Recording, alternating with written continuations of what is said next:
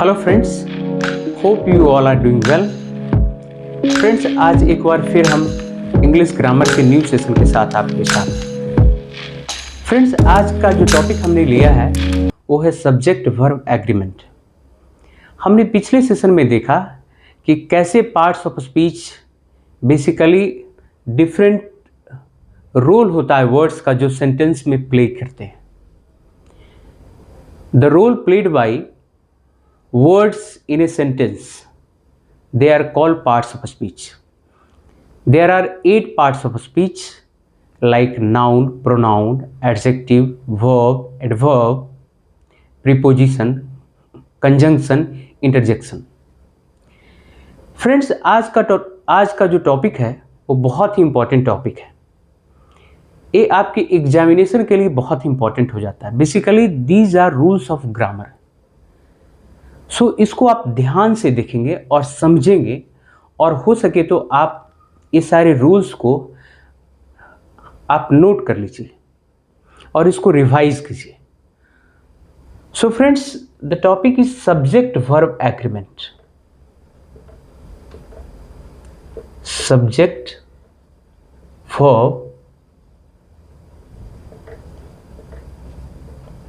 Agreement.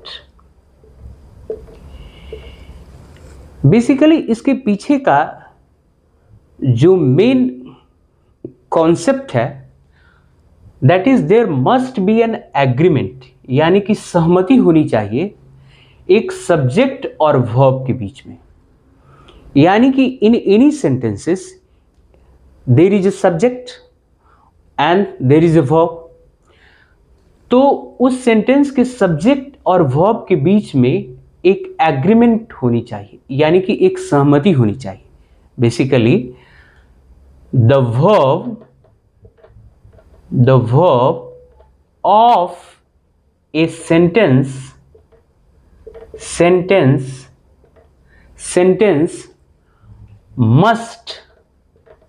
must agree with the subject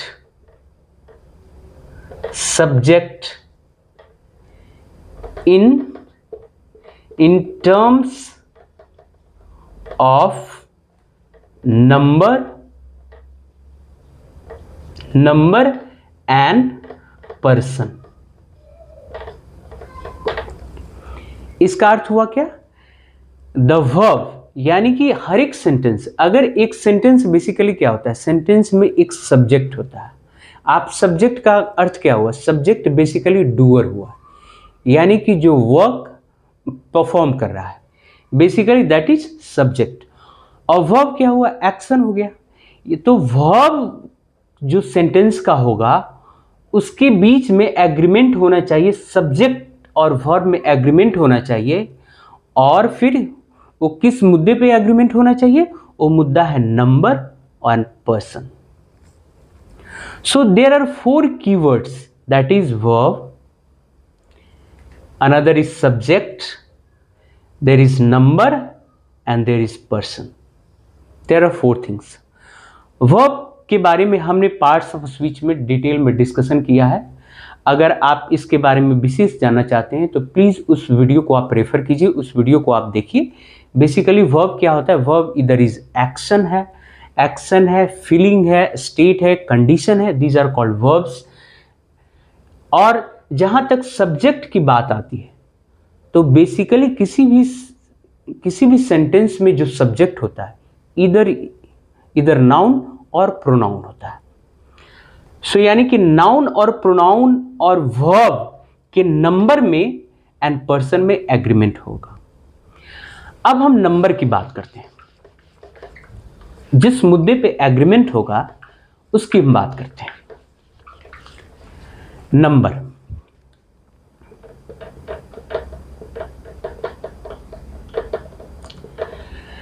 number जो subject की, यानी कि अगर नाउन की बात करें फ्रेंड्स, नाउन के क्या हुआ? नंबर क्या होता है? या सिंगुलर हुआ, या फिर प्लूरल, है ना? ठीक है।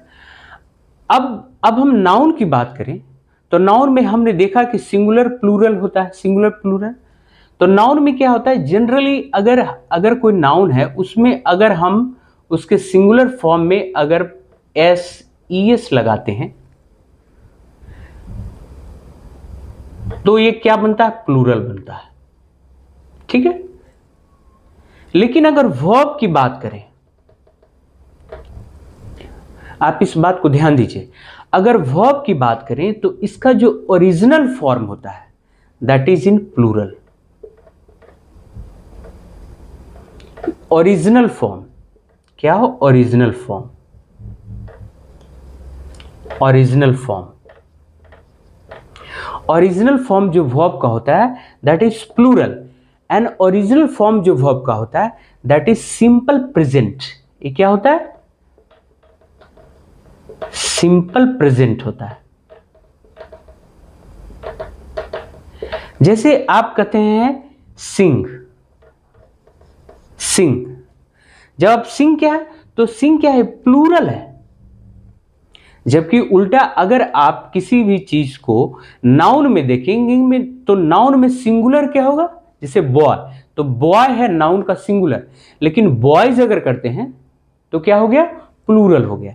यानी कि नाउन में जब एस ई एस या फिर आई वी एस, जैसे नाइफ है, उल्फ है, वहां पे ई एस का यूज होता है। अगर अलग अलग हम देखेंगे आगे जाके कैसे वी एस को नाउन में ऐड करने से भी प्लूरल होता है। जब नाउन को हम डिस्कस करेंगे डिटेल में तो वहां पे हम आपको बताएंगे कि कैसे नाउन को सिंगुलर प्लूरल में बदलते हैं। लेकिन जनरली नाउन का जो फॉर्म होता है सिंगुलर से प्लूरल बनाने के लिए एस या एस का यूज होता है। लेकिन वर्ब का इसका जस्ट उल्टा होता है।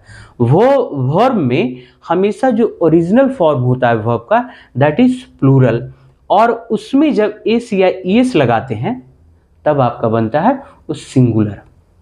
यानी कि वर्ब में जब आप एस या ई एस ऐड करेंगे तो ये बनेगा सिंगुलर। ठीक है ना। सो हमने एक चीज देख लिया कि नंबर में यानी कि नाउन और वर्ब में यानी कि सब्जेक्ट और वर्ब में कैसे सिंगुलर प्लूरल का क्या नेचर होता है, ये हमने देख लिया। अब फ्रेंड्स हम देखेंगे कि पर्सन किसे कहते हैं। पर्सन ग्रामर में जब हम बात करते हैं कि सब्जेक्ट वर्ब एग्रीमेंट में पर्सन का एग्रीमेंट कैसे होगा, पर्सन के टर्म में कैसे सब्जेक्ट और वर्ब का एग्रीमेंट होगा। तो फ्रेंड्स इंग्लिश में क्या है, वो 3 टाइप्स ऑफ पर्सन होते हैं। First person, first person basically who is talking, जो बात कर रहा है, that is first person, first person. ठीक है, फर्स्ट पर्सन हो गया। ठीक है, दूसरा क्या हुआ, वो सेकेंड पर्सन। सेकेंड पर्सन का क्या अर्थ हुआ, सेकेंड पर्सन यानी कि जिससे बात हो रही है, दैट इज सेकेंड पर्सन। जिससे बात हो रही है, जो बात कर रहा है वो फर्स्ट पर्सन हुआ, जिससे बात हो रही है वो हुआ सेकेंड पर्सन। और थर्ड पर्सन, थर्ड पर्सन क्या हुआ, थर्ड पर्सन हुआ जिसके बारे में बात हो रही है। ठीक है, तो फर्स्ट पर्सन अब यहां पे हम कर लेंगे सिंगुलर,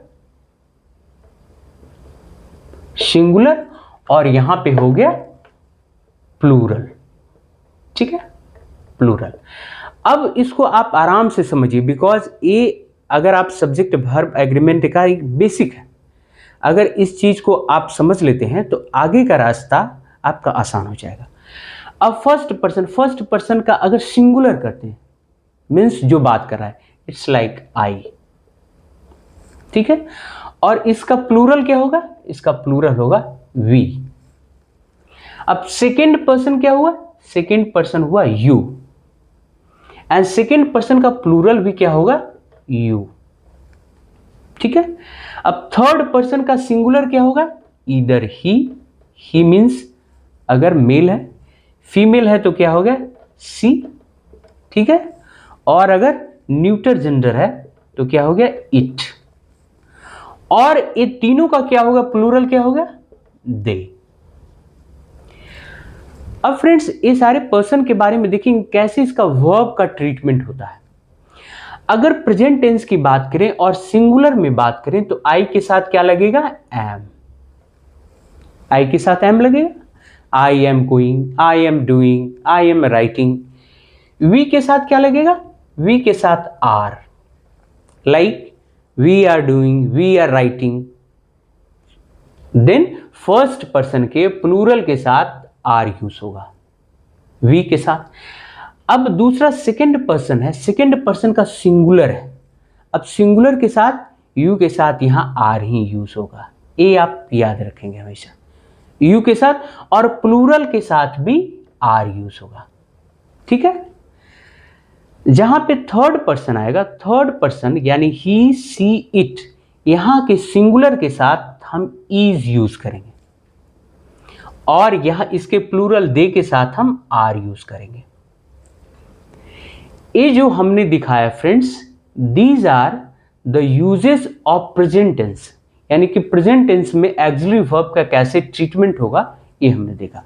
अब अगर इसको पास्ट टेंस की बात करें तो फर्स्ट पर्सन के सिंगुलर में हम वाज यूज करेंगे। आई वॉज डूइंग, है ना, I was singing, I was writing. ठीक है। अब यहां पे प्लूरल जब आएगा तो वी के साथ हम यूज करेंगे वर, वी वर डूइंग, है ना, वी वर सिंगिंग। अब सेकेंड पर्सन में यू के साथ हम यूज करेंगे वर। ठीक है। एंड सेकेंड पर्सन के प्लूरल में हम यू के साथ यूज करेंगे वर, है ना।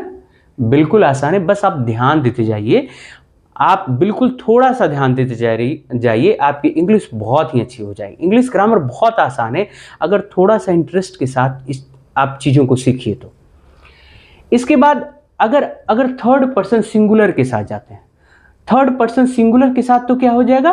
वाज हो जाएगा, है ना। और थर्ड पर्सन प्लूरल के साथ क्या हो जाएगा? वर हो जाएगा। ठीक है। अब हम देखिए, अगर मान लीजिए कि अब हैव हैज का यूज कैसे होगा। मान लीजिए होता है ना, हैव डन, हैज डन, यानी कि प्रेजेंट परफेक्ट टेंस में कैसे यूज करेंगे। सो फ्रेंड्स, आई के साथ फर्स्ट पर्सन के सिंगुलर के साथ हम हैव का यूज करेंगे। Any problem? Hope not. Have का यूज करेंगे, है ना। अब फर्स्ट पर्सन के प्लूरल के साथ, वी के साथ क्या यूज करेंगे? हैव का यूज करेंगे। You all know, I know, you all are smart, very smart people. So first person के प्लूरल के साथ हम हैव यूज करेंगे। अब सेकेंड पर्सन है, अब सेकेंड पर्सन के सिंगुलर के साथ हम हैव यूज करेंगे। भाई ये तो हम जानते ही हैं, तो ये हैव यूज करेंगे, है ना। अब सेकेंड पर्सन का प्लूरल, अगेन यू के साथ कोई चेंजेस नहीं होगा, चाहे सिंगुलर हो चाहे प्लूरल हो। हम देख रहे हैं बार बार कि यू, क्योंकि यू के साथ क्या होता है, सिंगुलर में एक की बात कर रहे हैं, और यू के साथ जब प्लूरल की बात कर रहे हैं तो I am talking you all, यानी कि आप सब के बारे में बात कर रहे हैं। सो बेसिकली या सिंगुलर हो या प्लूरल हो, दोनों के बीच इसका एक ही यूज होगा, तो दैट इज यू हैव, है ना। अब थर्ड पर्सन की बात करें, आपको थर्ड पर्सन के बारे में बताएंगे कि हमेशा थर्ड पर्सन के बारे में आपको जानना ज़्यादा जरूरी है। इसको आप याद कर लेंगे, इसमें कोई ज़्यादा चेंजेस नहीं होता, लेकिन थर्ड पर्सन को हम आगे डिटेल में देखेंगे कैसे। थर्ड पर्सन अगर सिंगुलर है तो यहां पे हम क्या यूज करेंगे? Has. He has done this, she has done this, है ना, हैज। और इसका थर्ड पर्सन का अगर प्लूरल है तो हैव यूज करेंगे, है ना। अब फ्रेंड्स हम देख लेते हैं सिंपल प्रेजेंट टेंस का कोई वर्ब लेके, like let's say we take do. अब मान लीजिए कि फर्स्ट पर्सन के साथ सिंगुलर है और प्रेजेंट में यूज करना है, तो we can say do, I do, है ना, I do, I sing, I write, I play, I can write like this. अब फर्स्ट पर्सन का प्लूरल है, यानी कि we, also same thing, we do, we write, है ना। वी राइट्स नहीं लिख सकते हम, वी राइट, ठीक है, वी डू। अब सेकेंड पर्सन में मैंने आपको बताया, सेकेंड पर्सन में कोई चेंजेस नहीं होगा, सेकेंड पर्सन में हमेशा प्लूरल, आप देख रहे हैं यू आर, यू वर, यानी कि हमेशा प्लूरल इसका होता है, तो यहां भी डू होगा, ठीक है, और यहां भी डू होगा, है ना। अब थर्ड पर्सन को ध्यान दीजिए, थर्ड पर्सन के सिंगुलर में हम एस लगाएंगे, क्योंकि थर्ड पर्सन के सिंगुलर के साथ जब उसका सिंगुलर वर्ब एग्रीमेंट होगा तो यहाँ पे एस लगा, यानी कि यहाँ पे हम डज लगा देंगे, है ना। थर्ड पर्सन का हम बताएंगे कि थर्ड पर्सन के सिंगुलर में एस या एस वर्ब में लगेगा, क्योंकि थर्ड पर्सन का जो सिंगुलर होगा सिंगुलर के साथ सिंगुलर जाएगा, सिंगुलर सब्जेक्ट के साथ सिंगुलर वर्ब जाएगा। लेकिन यहाँ पे ऐसा चीज़ नहीं होता है फ्रेंड्स, यहाँ पे सिंगुलर, यहाँ पे वर्ब जो ओरिजिनल प्लूरल है, आई के साथ डू जाता है। ये चीज़ आप ध्यान रखें, आई के साथ डू जाएगा और वी के साथ भी डू जाएगा, या आप सेकंड पर्सन के सिंगुलर में जाएंगे डू जाएगा, यहाँ पे भी डू जाएगा। अब थर्ड पर्सन में, यहाँ थर्ड पर्सन का सिंगुलर में डज गया और यहाँ पे प्लूरल में डू गया। और एक चीज़ और ध्यान रखेंगे, किसी भी तरह का पास्ट टेंसेस में कोई चेंज नहीं होता है नंबर का। पास्ट टेंस में दोनों के लिए सिंगुलर प्लूरल एक ही जैसा रहेगा, पास्ट टेंस में कोई चेंजेस नहीं होगा। I did, we did, you did, he did, she did, it did, they did, यानी कि पास्ट टेंस में कोई भी चेंजेस नहीं होगा। जहाँ तक कि फ्यूचर टेंस का बात है तो फ्यूचर टेंस के साथ मैं बताता हूँ, जितने भी मोडल वर्ब्स होते हैं, मोडल वर्ब्स के बाद सिंगुलर और प्लूरल दोनों एक ही रहता है। जैसे I can do, we can do, you can do, he can do, they can do, I will do, we will do, you will do, he will do, they will do, है ना। तो यानी कि सिर्फ प्रेजेंट टेंस को आपको ध्यान रखना है, प्रेजेंट टेंस में वर्ब का चेंजेस होता है नंबर के अनुसार।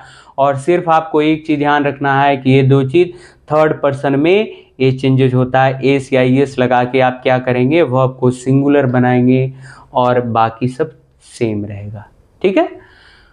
सो फ्रेंड्स, यहाँ पे फर्स्ट वेरी तो हमने पर्सन का ये देख लिया। इसको आप एक बार कभी भी हो फास्ट करके वीडियो देख लिया कीजिए, कभी भी रो के स्क्रीनशॉट ले लिया कीजिए और चीज़ों को आप आत्मसात कीजिए। जब आप एक बार समझ जाते हैं ना, बार बार याद करने की जरूरत नहीं होती है।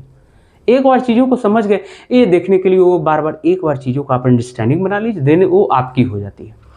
तो इसको जब भी इच्छा हो तो आप वीडियो की स्पीड बढ़ा के इसको देख लिया कीजिए या स्क्रीनशॉट ले लीजिए और इसको रिवाइज कर लीजिए। अब देखिए, सो हमारा सब्जेक्ट वर्ब एग्रीमेंट का तो हमने देख लिया कि सब्जेक्ट वर्ब एग्रीमेंट बेसिकली क्या कहता है। सब्जेक्ट वर्ब एग्रीमेंट यही कहता है कि verb of a sentence must agree with the subject in number and in person, ठीक है। और दोनों हमने बता दिया कि जो वर्ब होता है, वर्ब ओरिजिनली क्या होता है, प्लूरल फॉर्म में होता है, सिंपल प्रेजेंट टेंस में रहता है, प्लूरल फॉर्म में रहता है। और वो प्लूरल फॉर्म में जब एस या ईएस लगाते हैं तो वर्ब सिंगुलर बनता है, जबकि नाउन इसके इतर होता है, नाउन में एस या ईएस लगा के हम प्लूरल बनाते हैं, ठीक है। सो फर्स्ट रूल क्या है फ्रेंड्स इसका, देखिए, आई एम वेरी एक्साइटेड। अगर आप लोग साथ दें, आप लोग बढ़िया से इंटरेस्ट लें तो हमें और भी इंटरेस्ट मिलेगा पढ़ाने में। फर्स्ट थिंग क्या है, फर्स्ट रूल क्या है, फर्स्ट रूल क्या है, सिंगुलर सब्जेक्ट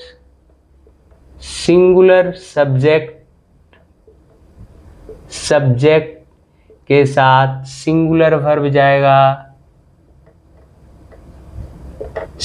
वर्ब जाएगा, यानी कि लाइक के साथ लाइक जाएगा, जैसा लोग है वैसा मिलेगा। प्लूरल सब्जेक्ट के साथ प्लूरल सब्जेक्ट के साथ क्या होगा, सब्जेक्ट के साथ क्या होगा, प्लूरल वर्ब जाएगा, है ना। ये हमने आपको पढ़ा दिया, ठीक है। इस चीज को याद रखें कि जहां पे भी सिंगुलर सब्जेक्ट, आपको बता दिया कि सिंगुलर सब्जेक्ट के प्लूरल वर्ब, यानी कि third person, first person, second person का जो ट्रीटमेंट हमने बताया उसको आप ध्यान में रख लीजिए। उसके बाद आप थर्ड पर्सन के सिंगुलर से आप स्टार्ट किए कि थर्ड पर्सन का सिंगुलर सब्जेक्ट होगा, उसके साथ सिंगुलर वर्ब जाएगा। और सिंगुलर वर्ब कैसे लगेगा, सिंगुलर वर्ब लगेगा वर्ब का जो ओरिजिनल फॉर्म है, जैसे लिखना, राइट, डू, सिंग, प्ले, ये जितने, लाफ, जो भी वर्ब है उसमें जब एस या एस लगाते हैं तो वो आपका सिंगुलर वर्ब बनता है। प्लूरल के साथ प्लूरल जाएगा, जैसे they do, they write, we write, ठीक है ना। इस तरह के आप प्लूरल के साथ प्लूरल जाएगा। अब फ्रेंड्स हम देखेंगे दूसरा रूल, सेकेंड रूल है if two subjects, if two subjects are joined by and, ठीक है, अगर कोई दो सब्जेक्ट एंड से जुड़ा हुआ है तो it will always take plural verb. Any problem? No. अगर कोई दो सब्जेक्ट या सिंगुलर हो प्लूरल हो, जैसे आप सीखिए राम एंड श्याम, राम एंड श्याम है, both are singular in nature है, बोथ आर सिंगुलर है. अब यहां आ जाएगा या आ रहेगा भाई, अगर लिखना है आर फ्रेंड्स. बेसिकली क्या है, इस आप पता चल रहा है यार कि दो चीज मिलकर, यानी कि दो लोग हैं, एक से ज्यादा है, एक से ज्यादा हो गया तो क्या हो गया, प्लूरल हो गया. और प्लूरल जैसी हो गया तो हमारे पास वर्ब का जो फॉर्म आएगा वो प्लूरल आएगा, है ना. तो प्लूरल, तो Ram and Shyam are friends. अगर मान लीजिए कि सिंगुलर की जगह एक, मान लीजिए कि ऐसे रहे, the teacher and the students are going. ठीक है, यानी कि मान लीजिए कि एक सिंगुलर लिया एक प्लूरल लिया तो भी आर लगेगा. अगर यहां पे द टीचर्स कर दें, दोनों को प्लूरल ले तो भी वर्ब जो आएगा प्लूरल आएगा. ठीक है ना. इज क्या होता है, सिंगुलर है, और आर क्या है, प्लूरल है. ठीक है ना. तो ये चीज है फ्रेंड्स. तो यानी कि ये ध्यान रखेंगे कि जब भी कोई दो सब्जेक्ट अगर एंड से जुड़ा हुआ है तो वहां पे प्लूरल वर्ब आएगा, दैट इज फॉर श्योर. जैसे आप Ram and Shyam right exam, ठीक, राइट. अगर आप प्रेजेंट टेंस की बात करें तो हमने बताया है कि वर्ब को ओरिजिनल फॉर्म क्या होता है, प्लूरल होता है, तो वहां भी प्लूरल. तो ये ध्यान रखिए, जहां भी आपको किसी भी सेंटेंस में एंड से जुड़ा हुआ है तो आप सीधा सीधा जानिए कि उसका वर्ब फॉर्म जो होगा वो प्लूरल होगा. ठीक है. अब इसी से एक जुड़ा हुआ एक और रूल है, that is rule number, I think we are going rule number 3 for the day. 3. अगर इफ two subjects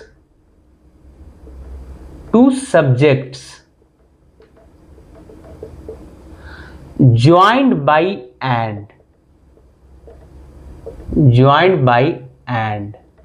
है ना. अगर two subjects joined by and denote the same